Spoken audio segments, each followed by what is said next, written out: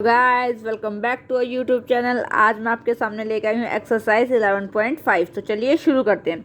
सबसे पहला question read करो, क्या लिखा गया। State which of the following are equation. ये जो जितनी भी इक्वेशंस हैं विद ए वेरिएबल, वेरिएबल के साथ गिव रीजन, आपको रीजन देना है फॉर योर आंसर, अपने आंसर के लिए। आइडेंटिफाई, पहचानना है the variable form from the equation, equation से वेरिएबल आपको पहचानना है विद ए वेरिएबल, ठीक है, वेरिएबल के साथ। और आप कैसे लिखोगे, मतलब वेरिएबल मैंने आपको पहले बता रखा, वेरिएबल क्या होता है इन टर्म्स। जो भी इंग्लिश का वर्ड होता है ना, मैंने सिंपल टर्म्स में ये बता रखा, जो भी इंग्लिश का टर्म है, जो भी एक्स वाई एन ये वर्ड्स है, ये वेरिएबल होते हैं। और जो मैथ वाली डिजिट है 5 7 ये सब क्या होते हैं, एक नंबर, ठीक है। ये कांस्टेंट है, ये कुछ नहीं होगा, वेरिएबल और कांस्टेंट है। अब देखो, जिसमें वेरिएबल है वो हमें ढूंढ के लिखना और रीजन देना है कैसे है वेरिएबल, ठीक है, कुछ लिखना है। उसके बाद सबसे पहले देखो यहाँ पे वेरिएबल है ना, एक एक्स एक वेरिएबल है ना, इस पूरी इस इक्वेशन में एक्स एक वेरिएबल है। और हाँ बच्चों, आगे मैं बताऊंगी दूसरे क्वेश्चन में, पहले ये देखो एक्स एक वेरिएबल है तो हम इसके लिए ए के लिए क्या लिखेंगे वो देखो कॉपी में। ये वेरिएबल तो है, ये तो पता चल गया, यस। अब इसमें लिखेंगे कैसे कॉपी में वो देखो। इसमें आपको लिखना है N equation with variable x, की ए वाली जो इक्वेशन है उसमें एक वेरिएबल क्या है, एक्स, ऐसे लिखना है, ठीक है। अब हम सेकंड वाला चेक करते हैं। इसमें देखो, इसमें बहुत सारे बच्चे क्या सोचेंगे, टी एक वेरिएबल है और उसको यस लिख देंगे, लेकिन नहीं बच्चे, ये एक वेरिएबल में काउंट नहीं होगा। वेरिएबल में काउंट तब आपको करना है जब आप में इक्वल का निशान हो। एक ट्रिक बता रही हूँ, जब अगर बीच में आपको इक्वल का निशान दिखे कहीं भी तो इसको वेरिएबल में कंसिडर करना है, अदरवाइज नहीं करना है, ठीक है। तो इसमें इक्वल का निशान नहीं है तो हम इसको वेरिएबल में कंसिडर नहीं करेंगे, इसलिए नो, इसके लिए कोई एक्सप्लेनेशन भी देने की ज़रूरत नहीं है। अब देखो थर्ड में देखो, अब यहाँ पे भी मैथ का वैल्यू है, कांस्टेंट है, ये भी कांस्टेंट है, ये भी कांस्टेंट है, तीनों साइड हमारे कांस्टेंट है, कोई भी वेरिएबल नहीं दिख रहा है, इसीलिए अगेन इसके लिए भी नो, ये भी हमारा क्या है, एक इसके साथ कोई वेरिएबल नहीं है। उसके बाद हम देखेंगे डी में हमारे क्या, देखो ये भी नंबर नंबर नंबर नंबर है, इसमें सारी हमारी जो वैल्यूज़ हैं वे सारी के सारे कांस्टेंट है, कोई भी इसमें वेरिएबल नहीं आया हुआ है। तो अगेन डी के लिए भी हमें कुछ नहीं लिखना, क्रॉस लगा देना, नो लिख देना, ठीक है। उसके बाद इसमें बताया नहीं गया है कि जो नहीं है उनके लिए कुछ नहीं लिखना, उनको आप छोड़ देना, सिर्फ जो है उनके लिए आपको एक्सप्लेनेशन देनी है, ठीक है। ई में देखो, यहाँ पे भी नंबर नंबर नंबर और यहाँ पे एक वेरिएबल है और इक्वल का निशान भी है। तो अगर इक्वल का निशान भी और वेरिएबल भी, अगेन मुझे ई वाले में लिखना पड़ेगा, हाँ, कि ई वाला है और उसके पास एक वेरिएबल है एक्स। तो हम क्या लिखेंगे ई के लिए, ई के लिए हम लिखेंगे एन इक्वेशन, के इक्वेशन है विद वेरिएबल एक्स, इसमें वेरिएबल क्या है, एक्स, ठीक है। उसके बाद ई हो गया। एफ में देखो, एक्स में भी, एफ में भी एक वेरिएबल है एक्स और इक्वल का निशान भी है, तो इसको भी हम वेरिएबल में कंसिडर करेंगे। एफ में अगेन हम क्या लिखेंगे, एफ को कैसे लिखना है, N equation with variable x, के एक इक्वेशन है वेरिएबल एक्स के साथ, ठीक है। डी के बाद अब हम देखेंगे, सॉरी एफ तक हमने देख लिया था, एम वाले में देखेंगे। एम में अब सोचोगे यहाँ वेरिएबल तो है, लेकिन अगेन देखो बेटा यहाँ इक्वल का निशान नहीं है, ये ग्रेटर टू का साइन है, तो हम इसको कंसिडर में नहीं लेंगे, ये वाला भी हमारा क्रॉस आएगा। अब यहाँ देखो एक वेरिएबल है एन और बीच में इक्वल का निशान भी है, तो ये हमारा है, तो इसको हम कैसे लिखेंगे, एच को, वो देखो एच को हम लिखेंगे an equation with variable n, क्योंकि इक्वेशन में एन है ना, तो वही हमें वेरिएबल लिखना है, क्योंकि ये इक्वेशन है वेरिएबल एन के साथ। एक्स नहीं था ना, इसमें एन था, तो जो वाला वेरिएबल है इक्वेशन में हमें वही वाला वेरिएबल का नाम लिखना है, ठीक है, एन वेरिएबल के साथ है। एच में देखो कोई भी वेरिएबल नहीं है, सारे कांस्टेंट है, तो ये वाला भी क्रॉस, ये वाला भी कंसिडर नहीं होगा।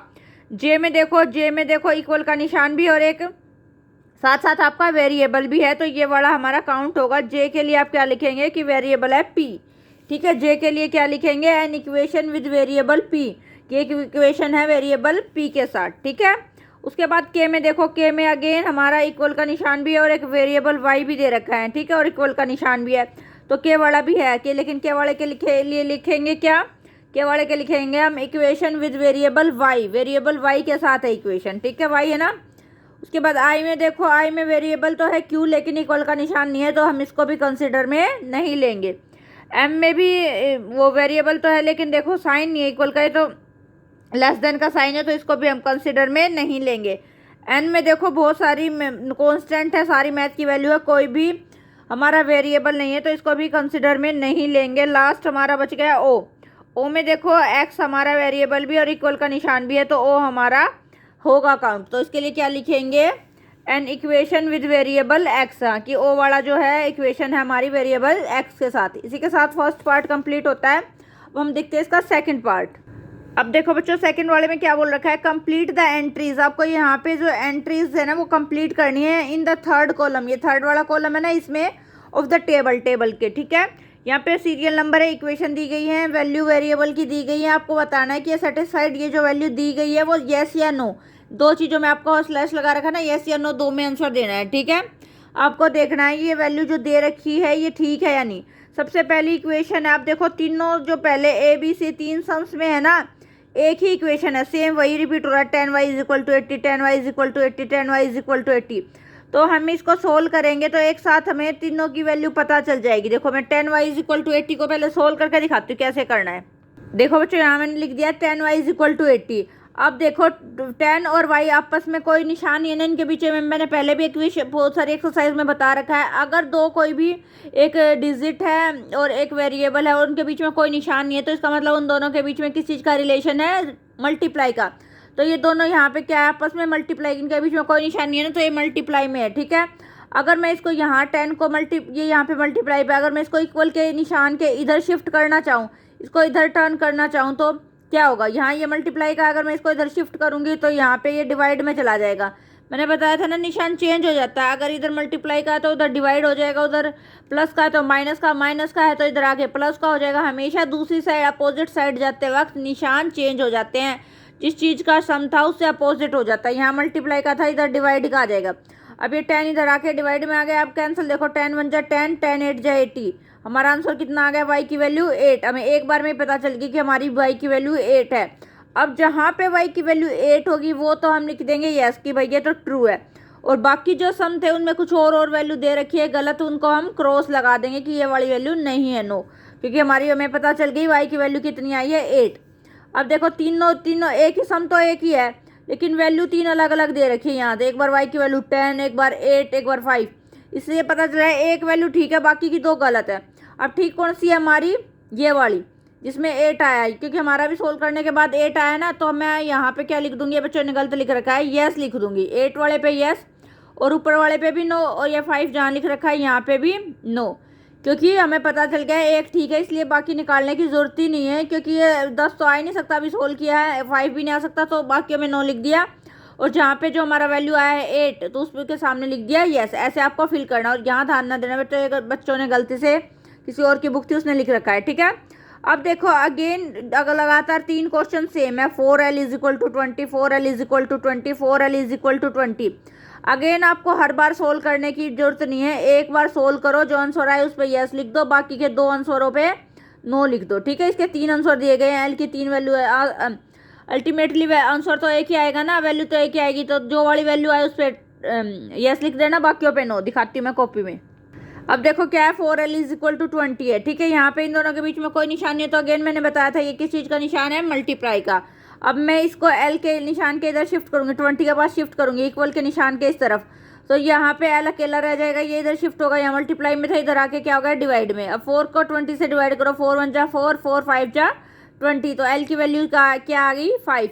तो हमें पता चल गया 5 जो वैल्यू जहाँ पे होगी वो वाला यस, वो वाला करेक्ट है, बाकी के 2 रोंग है। तो देखो ये एल की वैल्यू 5 कहाँ है, एल की वैल्यू 5 यहाँ पे है एफ वाले में, तो सिर्फ मैं इसके सामने क्या लिखूंगी यस, ठीक है। और बाकी के ऊपर जो 80 और 20 वैल्यू दे रखी है वो गलत है, तो दोनों जगह में क्या लिख दूंगी नो नो, ठीक है। ऐसे आपको देखना है। उसके बाद देखो बेटा again b + 5 = 9, b + 5 = 9, b + 5 = 9। Same question 3 बार रिपीट कर रखा है। अगेन तीनों क्वेश्चन को बार बार सोल्व करने की जरूरत नहीं, क्योंकि एक को सोल्व करोगे आंसर हमें पता चल जाएगा, उस वाले आंसर के सामने यस लिख लेना है, बाकी जो 2 आंसर गलत दिए गए उनके सामने नो लिख लेना है। ये टाइम सेविंग मेथड, ठीक है। आप एक एक को सोल्व करते रहोगे बार बार, बहुत टाइम लगेगा, एक ही बार में आंसर पता तो चल रहा है आपको, तो और जो गलत बच के उनके सामने नो लिखो। अब देखो मैं इसको कैसे सोल्व करती हूँ, b + 5 = 9। अब देखो क्या है, b + 5 = 9 है, b = यहाँ पे देखो ये 5 प्लस में है ना, आपकी बात पहले मल्टीप्लाई में था तो उधर जाके डिवाइड में हो रहा था, अब यहाँ 5 प्लस का है, अगर मैं इक्वल के निशान के उधर शिफ्ट करूँ, 9 के पास ले जाऊँ इसको उठा के इधर, तो ये यहाँ प्लस का इधर क्या हो जाएगा माइनस का, ठीक है। 9 के पास जाके क्या होगा माइनस का 5, 9 - 5, तो b की वैल्यू कितनी आ गई, 9 में से 5 गए, कितने बच गए 4, क्या आ गया 4, तो b की वैल्यू हमारी क्या आ गई 4, ठीक है। अब मैंने यहाँ क्या पता चल गया कि b की वैल्यू है 4, और दो बाकी जो के दो आंसर उनको क्या कर दूंगी मैं, कैंसिल। ठीक है, तो बी की वैल्यू यहाँ 4 इस वाले में ठीक है, और ये वाले दोनों क्या है, रॉन्ग। तो यहाँ पे मैंने नो नो लिख दिया, इस वाले में भी नो लिखूंगी, और लास्ट वाले में ये क्या लिख देंगे, यस, क्योंकि ये वाला ठीक है। उसके बाद नीचे वाला h minus 8 is equal to 5, ये 3 बार दिया गया है। h minus 8 is equal to 5, h minus 8 is equal to 5। एक इक्वेशन बहुत बार दी गई है, अगेन हम इसको एक बार सोल्व करेंगे, सही आंसर के सामने यस, बाकियों के सामने नो लिख देंगे। अब h minus 8 is equal to 5 मैंने यहाँ लिख दिया, h minus 8 is equal to 5। अब h यहाँ रह गया 5 इधर, अब ये 8 मेरे को इधर शिफ्ट करना है 5 के पास, इधर माइनस का था तो इधर जाएंगे तो निशान चेंज होएगा ना, यहाँ माइनस का है तो उधर जाके क्या हो जाएगा, प्लस का। ठीक है, 8 प्लस 5 प्लस 8। अब h इज इक्वल टू 5 और 8 कितने होते हैं, 13, तो h की वैल्यू क्या आ गई, 13। जहाँ पे 13 आए वहाँ हमें यस लिखना, बाकियों में नो। तो देखो h की वैल्यू 13 कहाँ दी गई है, h की वैल्यू 13 सबसे पहले में ही ली गई है, तो ये वाला तो यस हो गया। बाकी के दो जो बिल्कुल सेम सवाल थे, इन दोनों के लिए हम क्या लिख देंगे, नो नो। ठीक है, उसके बाद देखो अब ये नीचे वाले सारे सेम है, p plus 3 is equal to 1, p plus 3 is equal to 1, सारे सेम है। तो आपको सारे बार बार सोल्व करने की जरूरत नहीं है, एक बार सोल्व करो, जो आंसर हो उसके सामने यस लिखो, बाकी सबके सामने नो। अब मैं दिखाती हूँ कॉपी में कैसे करते हैं। अब देखो मैंने यहाँ लिख दिया p plus 3 is equal to 1, p is equal to यहाँ पे 1 था, अगर मैं 3 को इधर शिफ्ट करूंगी तो यहाँ प्लस का था, उधर जाके क्या हो जाएगा, माइनस का। ठीक है, 1 में से -3, 1 - 3, तो 1 में से जब भी बेटा ध्यान रखना, अगर हम छोटी डिजिट में से कुछ बड़ा माइनस कर रहे हैं तो हमेशा आपका आंसर किस में आएगा, माइनस में। ठीक है, 1 में से 3 नहीं जा सकता, लेकिन फिर भी हमने कर दिया, 1 में से 3 का 2 बचेगा, माइनस के 2। ठीक है, अगर हम हमेशा छोटी में से बड़ी डिजिट माइनस करते हैं तो माइनस में आंसर आएगा, p की वैल्यू क्या आ गई, -2। ठीक है, अब देखो p की वैल्यू -2 कहाँ है, p की वैल्यू -2 लास्ट वाले में है, तो ये वाला ठीक है। बाकी जो बच गए 1 2 3 4, इन 4 बार इन सबके सामने मैं क्या लिख दूंगी, नो, कि ये वाले आंसर हमारे ठीक नहीं है। ऐसे आपको टेबल फिल करनी थी। इसी के साथ सेकंड पार्ट हुआ कंप्लीट। अब रीड करते बेटा थर्ड पार्ट। थर्ड में क्या बोला है, पिक आउट द सॉल्यूशन, आपको सॉल्यूशन निकालना है फ्रॉम द वैल्यूज, ये जो वैल्यू दी गई है गिवन इन ब्रैकेट, ये ब्रैकेट में दी गई है, नेक्स्ट टू ईच क्वेश्चन, हर एक क्वेश्चन के नेक्स्ट सामने। शो द अदर वैल्यूज, आपको अदर वैल्यूज भी बतानी है। Do not satisfy the equation, जो इक्वेशन को सेटिस्फाई नहीं करती हैं। सबसे पहले क्या लिख रखा है, 5m इज इक्वल टू 60, ये कुछ नहीं बेटा, ये बच्चों ने लिख रखा है, इसको आप ध्यान में मत लेना, सिर्फ इतना है 5m इज इक्वल टू 60, जो सही है हम उस पर क्या लगा देंगे, कोई भी सर्कल लगा रखा है वो दिखाती हूँ। 5m इज इक्वल टू 60, इसको देखो कैसे सोल्व करोगे। देखो ये मैंने यहाँ लिख दिया 5m is equal to 60, m यहाँ अकेला रह गया, ये यहाँ पे मल्टीप्लाई में था ना, कोई निशान नहीं था, इधर शिफ्ट होकर क्या हो जाएगा, डिवाइड में, 60/5 यहाँ पे डिवाइड में हो गया। 5 को 60 से जब आप डिवाइड करेंगे, 5 1 जा 5, यहाँ पे बच गया 1, 5 2 जा 10, ये आपका कितना आ गया, 12। m की वैल्यू आपकी कितनी आ गई, 12। ठीक है, थर्ड क्वेश्चन हो गया। अब इसका देखो नेक्स्ट पार्ट। तो बच्चों ऐसा करना, जो आपका आंसर आया ना आप उस पर सर्कल लगा लेना, जैसे 12 आया ये ठीक है, और बाकी जो ये हमारा नहीं है ये इन पे क्रॉस लगा देना, जो सेटिस्फाई नहीं करते इक्वेशन को। ठीक है, अब बी वाला देखो, बी में क्या है, n + 12 इज इक्वल टू 20, इसको सोल्व करके दिखो, जो सही है उस पर मैं सर्कल लगा रही हूँ, बाकियों पे क्रॉस। आपका जो मन करे वो कर लेना, लेकिन मैं बता रही हूँ, इससे पता चल जाएगा कि ठीक वाला कौन सा है और गलत वाला कौन सा है। ये बी वाला क्वेश्चन पहले हम कॉपी में लिखते हैं। अब देखो क्या है, n + 12 is equal to 20, n is equal to यहाँ पे 20 है, ये इधर शिफ्ट करेंगे, 12 इधर जाएगा तो यहाँ प्लस का इधर जाके क्या हो जाएगा, माइनस का। n इज इक्वल टू 20 में से 12 गया, आपका कितना बच जाएगा, 8। तो n की वैल्यू क्या आ गई आपकी, 8, सॉरी इधर है, यहाँ देखो n की वैल्यू क्या आ गई, 8। 8 पे हमने सर्कल लगा दिया, बाकी हमारी इक्वेशन ये जो वैल्यूज हैं ये गलत हैं, इस पर क्रॉस लगा देंगे। अब सी में देखो p - 5 इज इक्वल टू 5, अब इसमें देखेंगे हमारी वैल्यू कौन सी आती है और बाकियों पे क्रॉस लगाना है। सी वाला देखो, अब सी में देखो क्या है, p - 5 इज इक्वल टू 5। ठीक है, p इज इक्वल टू यहाँ 5 है, इसको इधर शिफ्ट करेंगे, इसके पास अगर ये इधर आएगा तो यह माइनस का था, इधर जाके क्या हो जाएगा, प्लस का 5। p इज इक्वल टू 5 और 5 कितना हो जाएगा आपका, 10। तो सी की क्या वैल्यू, p की क्या, सी वाले सम में p की वैल्यू क्या आई है, 10। तो हम 10 पे लगाएंगे राइट और बाकियों पे रॉन्ग। ठीक है, देखो सी वाली इसमें क्या है, 10 पे लगा दिया मैंने सर्कल, और बाकी ये वैल्यूज हमारी क्या है, गलत है, तो इन पे क्रॉस लगा दिया। अब डी में देखो q/2 इज इक्वल टू 7, इसको कैसे सोल्व करेंगे वो देखो। अब देखो q/2 इज इक्वल टू 7 है, अब q ये यहाँ पे 2 डिवाइड में है, अगर मैं इसको इधर शिफ्ट करना चाहूँ 7 के पास, तो डिवाइड में उधर जाके क्या में हो जाएगा, किस में हो जाएगा, मल्टीप्लाई में। क्या इज इक्वल टू यहाँ 7, ये इधर जाके क्या में होगा, मल्टीप्लाई में। तो क्या हो गया, क्या इज इक्वल टू 7 2 जा क्या हो गया, 14। हमारी क्यू की वैल्यू कितनी आ गई 14। ठीक है, तो इसका हम लगाएंगे 14 पे टिक, बाकियों पे क्रॉस। ठीक है, तो डी वाले में मैंने क्या किया 14 पे सर्कल लगा दिया और जो बाकी गलत है इन पे मैंने क्या लगा दिया क्रॉस। अब ई में देखो, ई में क्या है r-4 is equal to 0। Are में से 4 गया। अब अगेन इसको सोल्व करो और वैल्यू बताओ क्या आएगी, उस पर क्रॉस सर्कल लगाना, बाकियों पे क्रॉस लगा दूंगी। ऐसा कोई कंपल्शन बोला नहीं गया बेटा कि आपको सर्कल या क्रॉस लगाना है, बस वो मैं अपने एंड से बता रही हूँ। अगर कोई सीधा आंसर लिखना चाहे आंसर लिख सकता है, जिसका जैसा मन हो वैसे लिख सकता है। ये कोई कंपल्शन नहीं है कि आपको सर्कल और क्रॉस ही लगाना है, ऐसा कुछ मेंशन नहीं है क्वेश्चन में। ठीक है, अब ई वाला देखते हैं कॉपी में। देखो ई में क्या था r-4 is equal to 0। r is equal to 0, ये इधर माइनस का था, इधर शिफ्ट होके क्या हो गया प्लस का, 0 + 4। r इज इक्वल टू 0 में 4 जोड़ेंगे हमारे क्या आ जाएगा 4। तो r की वैल्यू क्या आ गई 4 और बाकी दो वैल्यू को हम क्या कर देंगे क्रॉस। ठीक है, तो हमारी वैल्यू कितनी आई थी 4। 4 पे हमने सर्कल लगा दिया, बाकी ये हमारी तीनों वैल्यूज क्या हैं गलत। अब लास्ट है x + 4 इज इक्वल टू 2। इसको सोल्व करके देखते हैं क्या आंसर आएगा। अब देखो x + 4 is equal to 2, x is equal to यहाँ 2, ये इधर जाके क्या हो जाएगा माइनस का, यहाँ प्लस का था ना, इधर शिफ्ट होएगा तो क्या होगा माइनस का 4। x इज इक्वल टू 2 में से 4 गए, क्या बचेंगे 2, लेकिन किस चीज़ के बचेंगे माइनस के, क्योंकि यहाँ पे वो क्या है छोटे में से बड़ी वैल्यू माइनस हो रही है तो हो नहीं सकती, इसलिए जब छोटे में से बड़ी वैल्यू माइनस करते हैं तो हमेशा क्या लगाते हैं आगे माइनस का साइन। तो x की वैल्यू क्या आ गई आपकी बार आपकी -2, तो इस पे ठीक लगाएंगे, बाकियों पे क्रॉस। तो यहाँ है x की वैल्यू -2, ये वाली ठीक है, बाकी ये वाली जो तीनों वैल्यू इन पे क्या हो गया क्रॉस हो गया। Third question complete. अब हम रीड करते हैं। फोर्थ क्वेश्चन में क्या बोला गया है, कंप्लीट द टेबल। आपको टेबल कंप्लीट करनी है by inspection of the table. Table को ऐसे देख के find the solution of the equation m + 10 is equal to 16। आपको सॉल्यूशन निकालना है इस इक्वेशन के लिए। ठीक है, ये कोई इक्वेशन दी गई है, इसमें आपको अलग अलग देखो, पहले सबसे पहले है ना बेटा ये कोई इक्वेशन, इसका कोई तरह वो नहीं है। यहाँ देखो आपको क्या करना है, m की वैल्यू दी गई है ये सारी, और आपको रखनी इसमें है m + 10 में। ठीक है, ये रख के आपको रखनी है सारी, देखना क्या क्या आएगा। ठीक है, अब देखो m और m + 10, अगर हम m में 1 रखते हैं तो हमारी वैल्यू कितनी आएगी, ये मैं करके दिखाती हूँ कॉपी में। अगर m को हम 1 मानते हैं तो m + 10 में अगर हम 1 लिख देते हैं m की जगह, तो हमारा आंसर क्या आएगा। फिर m को हमने मानना है 2, तो m की जगह क्या लिखना है 2 + 10। ठीक है, फिर आंसर कितना आएगा, फिर m की जगह हमें लिखना है 3, यहाँ पे लिखेंगे 3 + 10, तो आंसर कितना आएगा। ऐसे अलग अलग m की वैल्यूज रख रख के हमें आंसर निकालना है और नीचे लिखना है। ठीक है, सबसे पहले पहला लिख के दिखाती हूँ। सबसे पहले जैसे m की वैल्यू मैंने 1 मान ली, अगर मैं m और इक्वेशन नीचे क्या थी m + 10, ये थी ना m + 10, एक सेकेंड, हाँ नीचे थी m + 10, तो m की जगह मैंने 1 लिखा, प्लस ऐसे 10 का ऐसे 10 और 1 कितना आ गया 11। ठीक है, तो हमने m की जगह 1 लिखा तो हमारी वैल्यू आई 11। ठीक है, जो भी हमने 1 लिखा तो वैल्यू 11 आई, तो हमें इसके नीचे 11 लिखना है। ठीक है, 1 रखा तो क्या आया आंसर 11।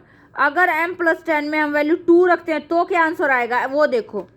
m + 10 में हमने वैल्यू m की रखी 2, m की जगह मैंने क्या रख दिया 2 + 10, 2 + 10 हमारा कितना आ गया 12, तो m की वैल्यू 2 रखने से हमारा आंसर क्या आ रहा है 12, तो हम इसके नीचे क्या लिख देंगे यहाँ पे 12। ऐसे आपको 3 लिखना है, फिर 4, तो सिंपली आप बार बार मैथ में कॉपी में करने की ज़रूरत नहीं है, आप जो दिमाग से भी आप कर सकते हो। जैसे 1 प्लस यहाँ पे 1 रखा तो 1 + 10 क्या आ गया 11, यहाँ पे 2 रखेंगे तो 2 + 10 12 आएगा।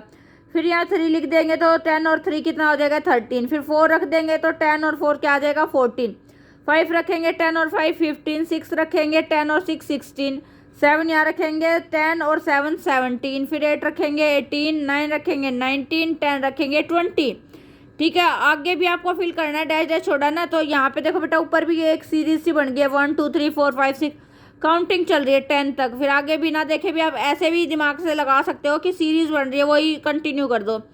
11 फिर 12 आएगा, फिर 13। ठीक है, नीचे 20 तक काउंटिंग चल रही है तो 21 आएगा, फिर 22, फिर 23। ठीक है, कई बार आप ऐसे भी राइमिंग देख सकते हो कि क्या चल रहा है, उसी के अकॉर्डिंग आगे फिल कर सकते हो, या फिर वैल्यू रखोगे तभी सेम आंसर आएगा। जैसे m की जगह हम 11 रखते, 11 + 10 कितना हो जाता है 21। ठीक है, गलत नहीं है, तो सवाल यही आंसर आएगा। आप सीधा भी समझ सकते हो और या हर एक को निकाल के भी फिल कर सकते हो। ठीक है, ये वाली टेबल इसके साथ हमने कर ली कंप्लीट। अब हम रीड करते हैं नेक्स्ट। अब बी वाला पार्ट देखो बच्चों क्या है, कंप्लीट द टेबल। आपको कंप्लीट करना है and bye inspection of the table. Table का आपको इंस्पेक्शन करना है। Find the solution of the equation 5t = 35। इस इक्वेशन के लिए आपको सॉल्यूशन निकालने, ये कुछ नहीं है बेटा, ये उसमें कंफ्यूज नहीं होना। कहीं क्या करेंगे कुछ बच्चे जो ऊपर, एक सेकेंड बेटा, ठीक है। तो 5t = क्या आ गया 35। ये वाला जो है आपको कुछ बच्चे इसमें वैल्यू रख देते हैं, वो नहीं रखना है, इसकी तरफ आपको ध्यान नहीं देना है। सिर्फ इन पे ध्यान रखिए। t की वैल्यू 3 रखनी है इसमें, 5t में, इसमें रखना है आपको, ठीक है। 4 कहाँ रखना है, इधर ही, 5 और 4। अब देखो बच्चे, जब मैं 5t में t की वैल्यू 3 रखूँगी, t की जगह 3 लिखती हूँ तो क्या होता है, देख पहले मैं कॉपी में करके दिखाती हूँ आपको। यहाँ 5t था, 5 और इन दोनों के बीच में कोई निशान नहीं है, तो इसका मतलब मल्टीप्लाई का होगा। 5 मल्टीप्लाई t की वैल्यू कितनी दे रखी थी, 3, तो 5 3 क्या आ जाएगा 15। अगर मैं t की वैल्यू 3 रख रही हूँ तो हमारा आंसर क्या आ रहा है 15। अगर t की वैल्यू 4 रख रही हूँ, उसके आगे क्या था 4, 5 मल्टीप्लाई 4, बीच में कोई निशान नहीं है तो मल्टीप्लाई का लगाएंगे, 5 4 क्या आ जाएगा 20, ठीक है। अगर t की वैल्यू 3 रखी तो आंसर है 15, अगर t की वैल्यू 4 रखी है तो आंसर क्या आ रहा है 20। ऐसे रखेंगे, 3 रखने पर क्या आया था 15 तो लिख दिया नीचे, 4 रखने पे क्या आ रहा था 20 तो लिख दिया नीचे। अब देखो बेटा, थोड़ा सा आप जो समझदार बच्चे हैं वो इसी से हिंट मिल जाएगा। इंस्पेक्शन करना ना, टेबल को देख के भी समझना बेटे। अब देखो 3 के 15 आया, इस पर 4 आ रहा है, ऊपर देखो 3 4 5 6 7 8 9 10, ये एक राइमिंग सी चल रही है, किसकी, काउंटिंग की, 3 से लेके काउंटिंग चल रही है। 11 आ गया, 11 के बाद आ जाएगा 12, फिर आ जाएगा 13, फिर आ गया 14 या फिर 15 और लास्ट में क्या आ जाएगा 16। और नीचे देखो किस चीज़ की राइमिंग से चल रही है। यहाँ पे मैंने देखा कि ये 5 की टेबल चल रही है, लेकिन 3 जैसे स्टार्ट हो रही है, 3 था ना ऊपर, 5 3 जा 15, 5 4 जा 20, 5 5 जा 25, 5 6 जा 30, 5 7 जा 35, 5 8 जा 40, 5 9 जा 45, 5 10 जा 50, 5 11 जा, जिसको नहीं पता वो मल्टीप्लाई कर लेना, 55, फिर 60, फिर 65, फिर 70, फिर 75, फिर आ जाएगा लास्ट में आपका 80, ठीक है। यहाँ पे जिसको नहीं आता है आगे 50 से आगे टेबल, वो मल्टीप्लाई करके भी लिख सकते हैं। 11 और 5 जा की करेंगे 55, फिर 12 5 जा 60 मल्टीप्लाई करके, जैसे हम पहले कर रहे थे, 200 ये वाले मैंने करके दिखाए थे 3 और 4 का, ऐसे मल्टीप्लाई करके फिल कर सकते हो, ठीक है। और जिसको पता है सिंपली 5 ऐड करते जाना है, 5 की टेबल में यही होता है, 5 ऐड करो 5 ऐड करो, तो सिंपली ऐसे भी कर सकता है बिना कैलकुलेशन के, ठीक है। आपकी मर्जी, कोई भी मेथड यूज़ कर सकते हो आप, ठीक है। अब हम देखते हैं इसका नेक्स्ट पार्ट। अब देखो सी में क्या बोल रखा है, कंप्लीट द टेबल, आपको फिर से टेबल कंप्लीट करनी है। फाइंड द सॉल्यूशन आपको निकालना है, यूज़ द टेबल, आपको टेबल यूज़ करनी है। अब z की वैल्यू 8 9 10 11 12 13 14 15 16 तक दी गई है, तो मैंने आगे और कंटिन्यू कर दी, 17 18 19 20 तक मैंने लिख दिया पेन से, यहाँ पे कुछ नहीं था, डैश डैश थे, ठीक है। अब देखो, अगर जब मैं z की वैल्यू 8 रखती हूँ तो क्या वैल्यू आती है, z की वैल्यू जब हम 8 रखते हैं तो ये इतनी आ रही है, 9 रखते हैं तो इतनी आ रही है, 10 रखते हैं तो इतनी, ये मैंने रख रखी है। अब z की वैल्यू मैं लिखूंगी 11, यहाँ पे 11 बाय में 3 है तो एज इट इज़, तो देखते हैं कितना आएगा, ठीक है। 11 रखने पे देखते हैं कितना आएगा, ये कॉपी में दिखाती हूँ। देखो, अगर मैं z/3 था ना हमारा नीचे, तो z/3 में z की जगह मैं 11 रखती हूँ और नीचे था 3, तो इसका मतलब क्या आएगा, तो 11 को आपको 3 से डिवाइड करना है। जब हम 11 को 3 से डिवाइड करते हैं तो कितने बच जाएगा, 3 3 जा 9 और रिमाइंडर कितना बच जाएगा 2। इसको कैसे लिखते हैं बेटा, जब पूरा पूरा डिवाइड नहीं होता है, कुछ रिमाइंडर में बच जाता है, तो आपको ऐसे मिक्स्ड फ्रैक्शन में लिखना होता है। जो भी आगे है हमारा वो यहाँ पे लिखेंगे हम, यहीं पे नीचे, ठीक है। और जो भी हमारा रिमाइंडर बचा है उसको हम लिखते हैं ऊपर की तरफ, और जो भी क्यूशंट होता है उसको हम लिखेंगे आगे की तरफ, ठीक है।